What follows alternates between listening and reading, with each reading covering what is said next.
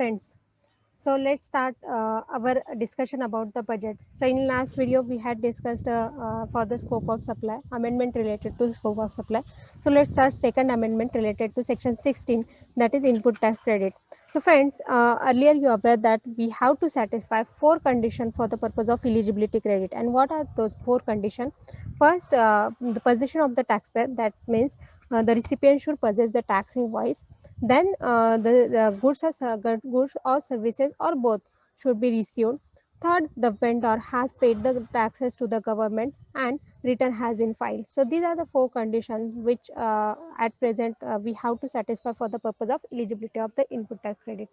Now friends, one more condition has been as proposed to be added in addition to these four conditions under section 16 to AA. That means after clause A, subclause AA has proposed to be added, and we first read that clause to understand the what is the additional condition which now required to satisfy for the eligibility of the input tax credit. So this subclause read as uh, the details of invoice or debit note referred in clause A. That means whatever the possession, that means if you had availed on the basis of tax invoice or the debit note that has been furnished by the supplier in the statement of outward supply. That means your vendor is required to furnish that in the outward supply of their outward supply. And so word is and, so both conditions should be satisfied. The vendor has to be furnished in the outward supply, that means GSTR1, and such details have been communicated to the recipient. Now second condition, that such details have been communicated to the recipient of such invoice or debit note in the manner specified under section 37. Now they refer to section 37. In that manner they have to communicate to the recipient. Now the question arises, what is the way of communication? So two conditions added in the subclause AA. First, they have your recipient or your vendor has to upload in their GSTR1, and they need to be communicated to that has been added. Now what is the way of communication, whether 2A or 2B is the way of communication? Now whether one way is the communication or both way is the communication, these are many questions arise because of this proposed amendment. Now friends, as discussed, we are going to discuss rationale also behind the amendment. So what could be the rationale? So in our view, rationale, one of the rationale could be rule 36(4).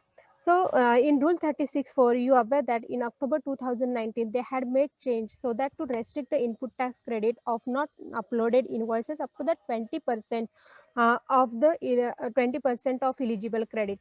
Now, provisional credit restricted at that time on 20%, then that reduced to 10%, and at present we are having a 5% only provisional credit. Now, because of this amendment, one can say the credit is available only if that communicated, that means that is reflected in 2A or whatever may be the way of communication, then only then the credit is available. Now, friends, uh, why this provision? So earlier when rule 36(4) amended, that question arises if the law is not restricting the credit for the for the invoices not uploaded, why section is restricting, or one can say rule overriding the law. And to overcome this lacuna, maybe this amendment has been proposed. Second rationale behind this amendment, in our view, could be the fake invoicing or the fake form. So, when digitization was the thought process of the government at the time of introduction of the law, or whatever the procedure said by the government for the purpose of GST return was GSTR 1, 2, 2A or 3, whatever the digitization, uploading of the invoices, everything was because of the to mitigate or to tackle the transaction related to hawala transaction, because that was increasing day by day.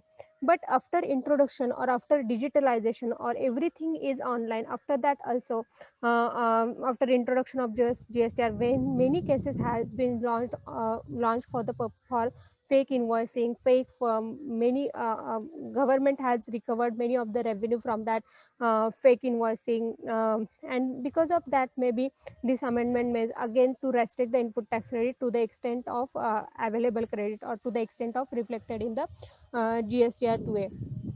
Now friends, this can be as per our view one of the rationale behind that.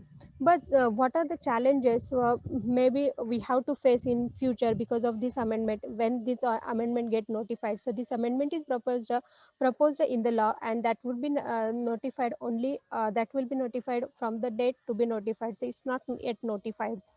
So what could be the challenges that may require to be faced in days to come? First challenges as discussed, what is the way of communication? That is the challenge. So at present, while filing of 2B, whenever 5% or reflected in 2B, input tax credit not uploaded by the 5% of input tax credit not uploaded for the invoices are reflected on the basis of 2B. So in future also 2B is the base, 2B will be the base, has a question mark. Now second major challenge is if the 2B is taken as a base, then what would happen if the invoices are uploaded by the vendor after the due date? That means you are aware that the input tax credit for the last financial year or the previous year has to be availed before the September of the subsequent month. So let's say that if your vendor has uploaded the invoice after September and it's get reflected also in the 2B, because 2A is real time but 2B is updated on monthly basis, so it's reflected after September. And then whether credit is available, because all other the conditions are satisfied as per the section 16, only because of delay in uploading by the vendor or delay in filing of the return, even the return is of previous month but delay in filing of the return by the vendor, whether that will affect the input tax credit, how we can avail that input tax credit as that is eligible input tax credit. So this is again one of the challenge. Now friends, one more challenge one can say that the can whether the recipient second thus second related to the litigation. Now the question arises whether this provision can be litigated even if we are having a sufficient input tax credit which is not reflected, because there are many non-reflection criteria, because many times what happened, vendor is not up to the mark to comply with the GST law, and hence there could be some error like GSTN would be made, or while filing of the GSTR1 the GSTN get disclosed wrongly disclosed, or maybe amount would be the wrong. There could be some error happen at the filing of GSTR1, or maybe system challenges. Because of that also many times that not reflected, even the vendor has filed but the it not reflected in the GSTR2B. At present also in case of e-invoicing we are facing such a challenges. So there could be some system level challenges. So whether this if credit has availed or if vendor has not paid, and whether credit can be challenged.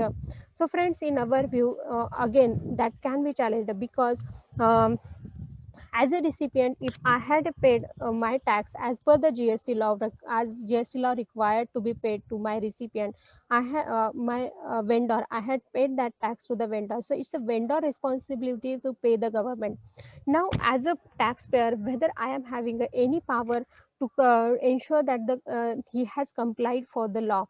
So I don't think that I am having any power, or the as a business or taxpayer any power to comply whether the third person, or to ensure that the whether third person has complied their provisions or the provisions of the law.